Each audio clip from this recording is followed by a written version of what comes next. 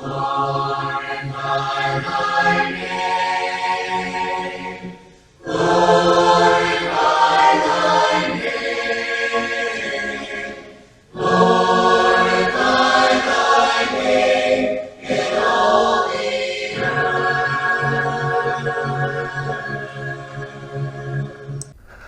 I'm Mike Graham. Welcome to another 5-minute message. There's been so much written about time. Movies about time travel and going back in time or going into the future or going back to the future or all the different ways that they try to manipulate time because it's the one thing that we don't have control over. We can't control time. And I wanted to look at this morning about what God says about time. So let's take a quick look at that.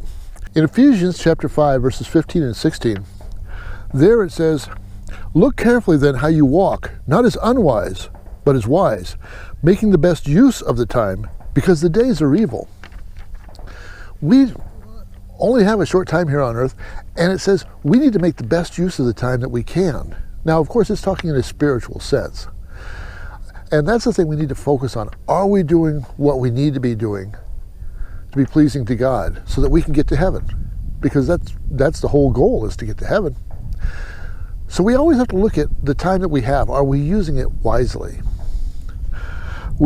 As I said, we've only got just a short time in this physical realm. And it's very important that we use that time efficiently. In James chapter 4, verses 13 through 14, "Come now, you who say, today or tomorrow we will go into such and such a town and spend a year there and trade and make a profit. Yet you do not know what tomorrow brings. What is your life? For you are a mist that appears for a little while and then vanishes." See, we're only here for a short time. And it's just like a mist. It's there one minute, next minute it's not. So we make all these great plans and we make all these goals for the future that we want to do. But the trouble is, we may not have that future. You never know what can happen tomorrow.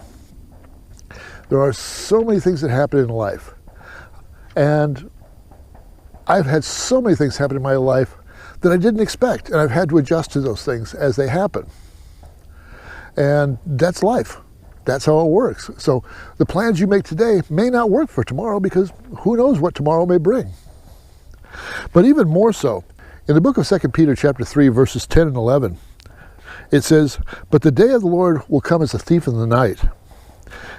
And then the heavens will pass away with a roar, and the heavenly bodies will burn up and dissolve, and the earth and the works that are done on it will be exposed. Since all these things are thus to be dissolved, what sort of people ought you to be in lives of holiness and godliness?"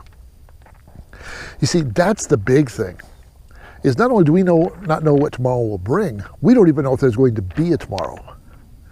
For all we know, God could come before I finish this video and no one will ever see it.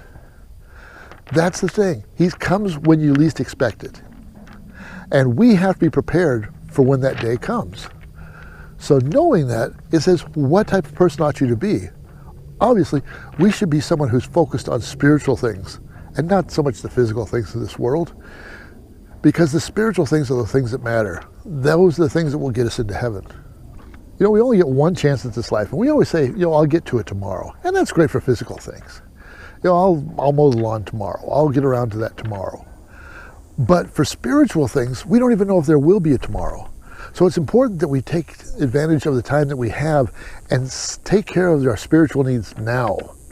There's a lyric to a song that says, "We have this moment to hold in our hand and to touch as it slips through our fingers like sand. Yesterday's gone.